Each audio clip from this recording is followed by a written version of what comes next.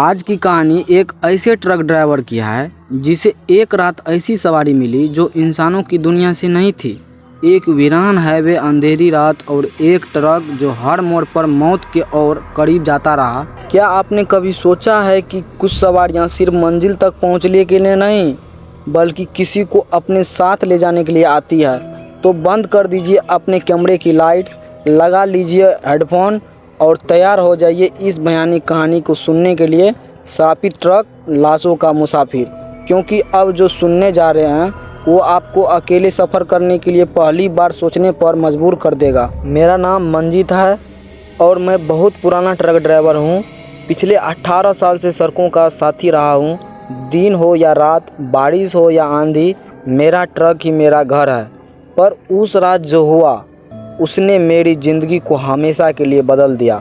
वो रात थी 7 नवंबर, साल मुझसे ठीक से याद नहीं, लेकिन वो तारीख मेरी ज़िंदगी में खून से लिखी हुई है। मैं नागपुर से झारखंड के एक गांव की तरफ माल लेकर जा रहा था। रात के करीब 11 बज रहे थे। मेरी आंखें भारी हो रही थी, लेकिन माल वक्त पर पहुंचाना था। हाईवे NH 33 का वो हिस्सा सुनसान था। दूर दूर तक कोई गाड़ी नहीं। रोड के किनारे बबूल के झाड़ और बीच बीच में खंडर जैसे मकान। ऐसा लगता था जैसे ये इलाका कभी आबाद था, अब सन्नाटा बचा है। अचानक सामने रोशनी में एक औरत खड़ी दिखी। सफ़ेद साड़ी, खुले बाल और चेहरे पर अजीब सी वीरानी। मैंने ब्रेक मारा। दीदी, रात के वक्त यहाँ कैसे? मैंने खिड़की से पूछा। वो कुछ नहीं बोली, बस इशारे से ट्रक की तरफ देखने लगी। मन में डर सा लगा, पर इंसानियत के नाते दरवाज़ा खोल दिया। वो चुपचाप चढ़ गई और बगल में बैठ गई। जैसे ही वो चढ़ी, ट्रक के अंदर एक अजीब सी ठंडक फैल गई। कहाँ जाना है? मैंने पूछा। जहाँ लाशें रहती है, वो बुदबुदाई। मैं हंसा, कहा मसानपुर घाट। मैंने झटका खाया। ये नाम सुना था, मसानपुर घाट। एक बदनाम जगह है जहाँ लोग आत्महत्याएं करते हैं और कहा जाता है कि वहाँ आत्माएं बसती है। हम जैसे ही घाट के पास पहुँचे, ट्रक का इंजन अपने आप बंद हो गया। चारों तरफ घना कोहरा। मैंने नीचे उतरकर इंजन देखा। सब कुछ ठीक था। तभी पीछे से किसी की हंसी सुनाई दी।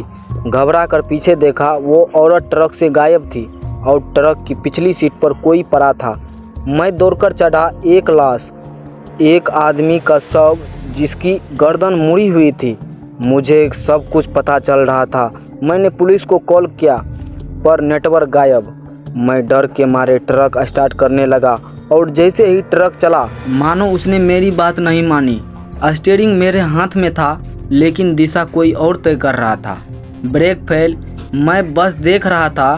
ट्रक खुद ब खुद चल रहा था और रास्ते में एक और आदमी को रौंद दिया। हर 2 किलोमीटर पर कोई न कोई आत्मा ट्रक में चढ़ रही थी। सभी बिना बोले बैठे जा रहे थे। ट्रक के अंदर अजीब सी गंध, ठंड और एक अजीब सनसनाहट थी। मेरे ट्रक के शीशा पर अपने आप लिखा दिखा, अब तू भी मुसाफिर है। अगली सुबह जब किसी तरह मैं बेहोश हालत में एक ढाबे पर पहुंचा, तो लोगों ने पहचान कर कहा, ये वही ट्रक है जिसमें 8 साल पहले एक ड्राइवर और उसकी पूरी फैमिली की लाश मिली थी। मैंने इंजन खोला। अंदर किसी का पुराना फटा हुआ बैग था, जिसमें एक ड्राइविंग लाइसेंस और तस्वीर थी।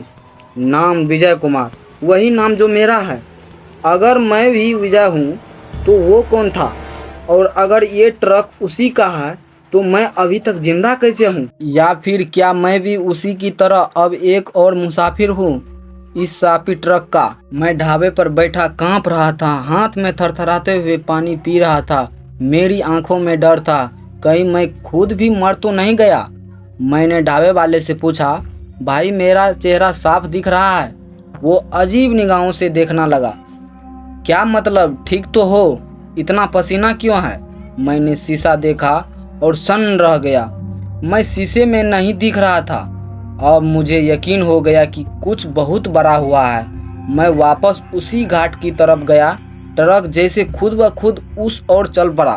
रास्ते में वही औरत फिर मिली, सफ़ेद साड़ी में, पर अब उसका चेहरा पूरी तरह जला हुआ था और आंखें काली गहराई जैसी लग रही थी। तू वापस क्यों आया? उसने गजरती हुई आवाज़ में पूछा। सच जानना है? मैं चिल्लाया। उसने अपनी उंगली मेरी छाती पर रख दी और अतीत की परंतें खुलने लगी। अब मैं उस दिन में पहुंच गया 8 साल पहले, जब इसी ट्रक से मेरा एक्सीडेंट हुआ था। मैंने देखा, मैं ट्रक चला रहा था, पीछे मेरी बीवी और बेटा बैठे थे। तेज बारिश, ब्रेक फेल और ट्रक गहरी खाई में गिर गया था। हम बस मारे गए थे, पर मेरी आत्मा कहीं फंसी रह गई और उसने नई यादें बना ली। मैं समझ गया मैं मर चुका हूँ और पिछले 8 साल से बस भटक रहा हूँ। वो औरत अब अपनी असली शक्ल में थी, एक प्रेत आत्मा जो मानसूनपुर के घाट पर रहती थी। ये ट्रक सिर्फ उनका होता है जो अधूरी मौत मरते हैं, जो समझते हैं कि वो जिंदा है पर असल में भटकती आत्माएं हैं। हर साल ये ट्रक एक ड्राइवर चुनता है, उसे नई यादें देता है और फिर धीरे धीरे उसे बाकी भूतों से मिलाता है।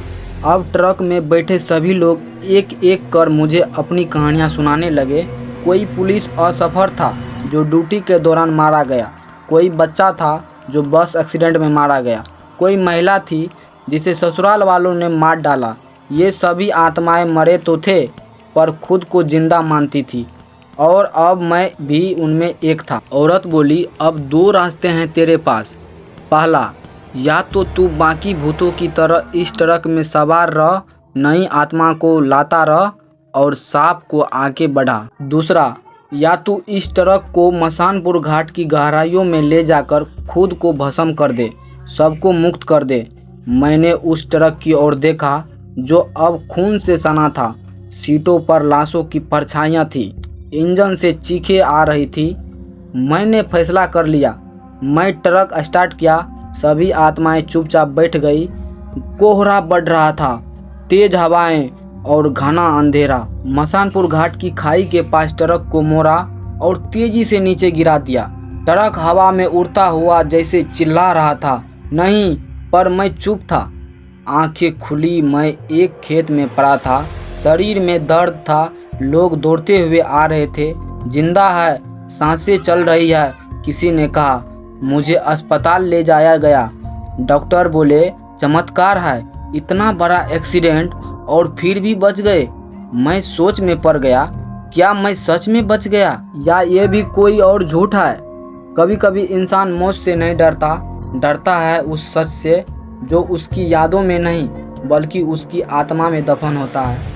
और अगर अगली बार आप किसी वीरान हाईवे पर सफ़ेद साड़ी वाली औरत को देखें तो रुकिएगा मत, क्योंकि वो हो सकता है वो आपको सवारी नहीं अपनी जगह देने आई हो।